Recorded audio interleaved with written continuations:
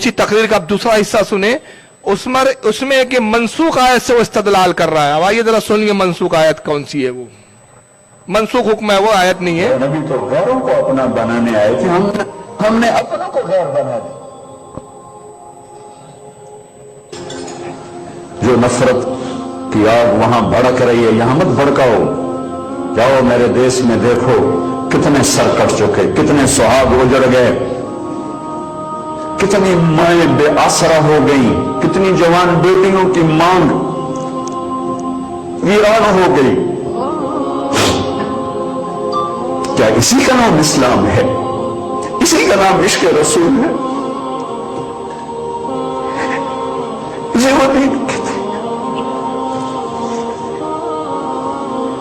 एक दूसरे की मस्जिदों में नहीं जाते हो, एक दूसरे के पीछे नमाजें नहीं पढ़ते हो, जन्नत के ठेकेदार बन गए हो।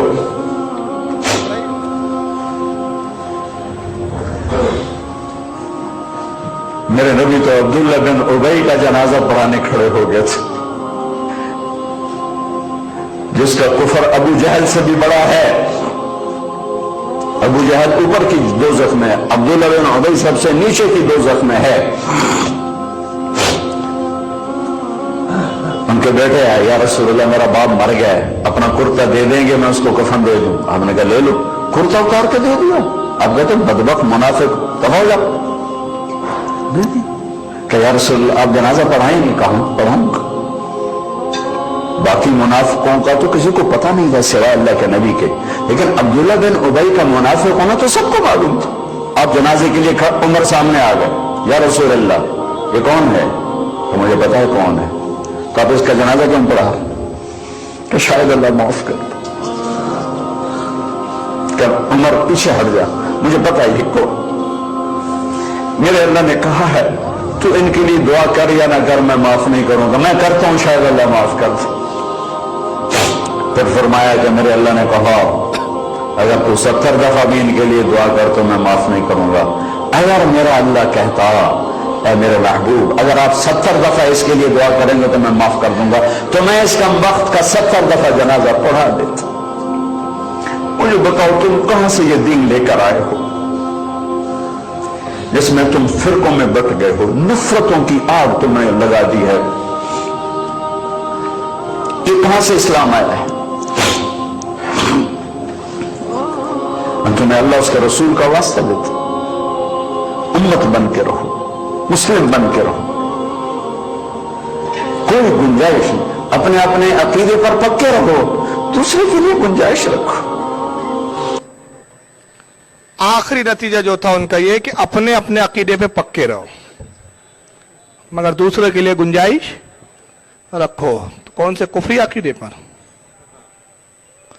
यानी तुम नबी को इल्म गैब का इनकार करो, उस अकीदे पे पक्के रहो, नबी को मुर्दा समझो, उस अकीदे पे पक्के रहो, मगर दूसरों के लिए गुंजाइश रखो। एक मनसूख वाक़े से इन्होंने दलील पकड़ी है और यही ऑडियो वीडियो इतना चल रहा है कि अच्छे अच्छे नौजवान हमारे इस वीडियो को सुनकर कंफ्यूज हो गए हैं।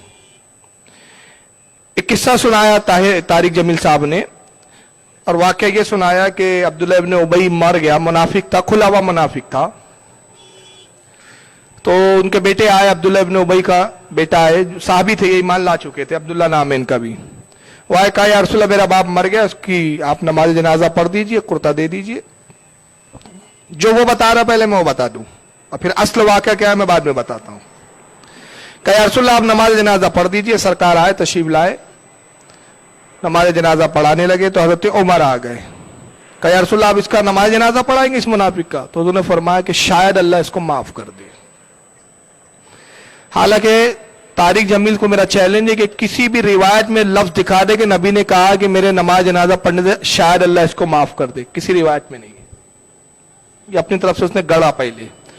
बहरहाल फिर हुजूर ने कुर्ता दे दिया, नमाज भी पढ़ाई, आगे नहीं बता रहा आगे क्या हुआ, वाकया वहां एंड। अब उससे नतीजा जो बता रहा है, नतीजा ये बता रहा है कि मेरे नबी ने तो मुनाफिक की भी नमाज जनाजा पढ़ाई, तुम एक दूसरे के पीछे नमाज नहीं पढ़ते हो, एक दूसरे की मस्जिदों में नहीं जाते हो, नफरत फैलाते हो, तुम फिरकों में बढ़ गए हो, तुम सब एक क्यों नहीं हो जाते?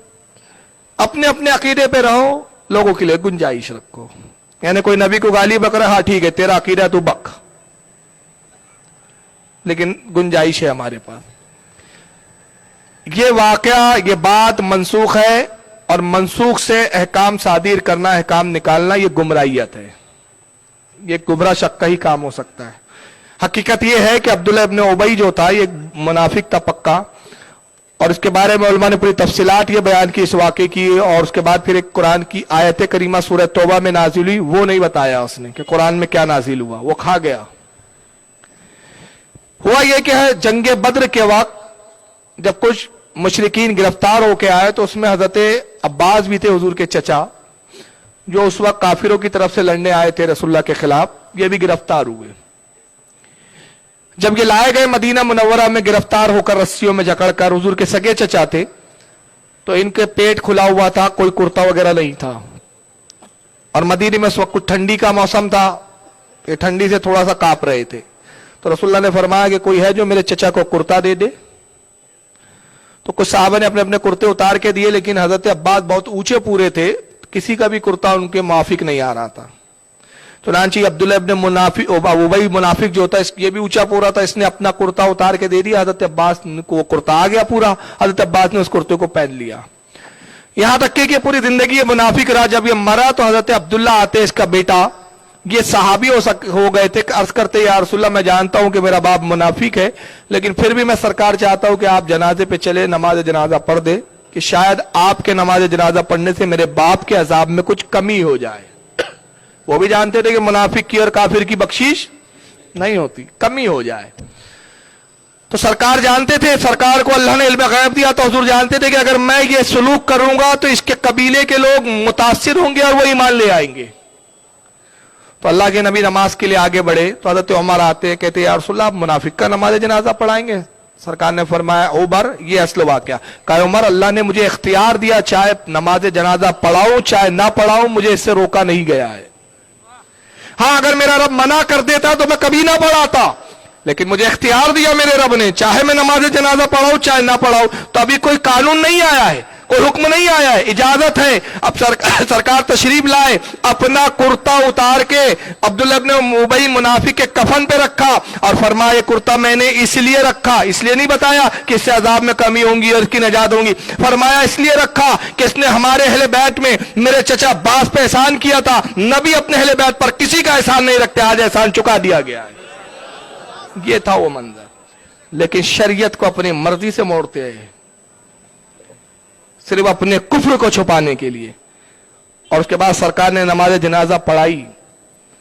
जब उसके कबीले वालों ने देखा अब्दुल्लाह इब्न उबई मुनाफिक के, वो भी मुनाफिक थे, कुछ काफिर थे, कि रसूलुल्लाह इतने सख्त दुश्मन के साथ ये सलूक कर रहे हैं, हालांकि हुजूर के खिलाफ जाता था, हुजूर के लिए दुश्मनी रखता था।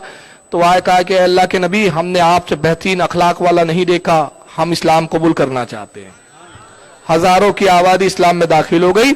मगर उसके बाद कुरान करीम की पारा नंबर 10 सूरह तौबा आयत 38 नाजिल हुई, और आयत 38 में अल्लाह ने अपने नबी को हुक्म दिया, वला तुसल्ली अला हादिम मिनहुम माता अबदा वला तकुम अला कब्रिही। ऐ महबूब अब इसके बाद कोई मुनाफिक मर जाए तो आप उसकी जनाजे की नमाज हरगिज ना पढ़ना और ना उसकी कब्र पर कभी खड़े होना। ये कौन बताएगा? ये नहीं बता रहा है वो। अब मैं तारिक जमील को चैलेंज कर रहा हूं, अगर ये अपने मां की हलाली औलाद है तो ये कह रहा है कि तुम एक दूसरों के पीछे नमाज नहीं पढ़ते, मेरे नबी ने मुनाफिक की जनाजा पढ़ाई। इस आयत के बाद अगर नबी ने किसी मुनाफिक की नमाज जनाजा पढ़ाई हो तो साबित करो, मैं गुलामी करने के लिए तैयार हूं। इस आयत के बाद अबे जाहिल, जब हुक्म आ गया तो अब खत्म। ये तो ऐसी बात हुई कि एक शराब पीते बैठा है तारिक जमील। तारिक साहब शराब पीते हो? साहबा भी पीते थे। अबे जाहिल तब पीते थे जब हुक्म नहीं था। जब हुक्म आ गया कि शराब उम्मुल खबाइस है, हराम कर दी, उसके बाद साहबा ने पीना छोड़ दिया, हराम हो गई। तो अब क्यों पी रहा है? अरे नबी ने उस वक्त जनाजा पढ़ाई जब हुक्म नहीं था, जब हुक्म आया उसके बाद कभी जिंदगी में नमाज जनाजा नहीं पढ़ाई, बल्कि उसके बाद किया। सुनना है आपको क्या किया उसके बाद?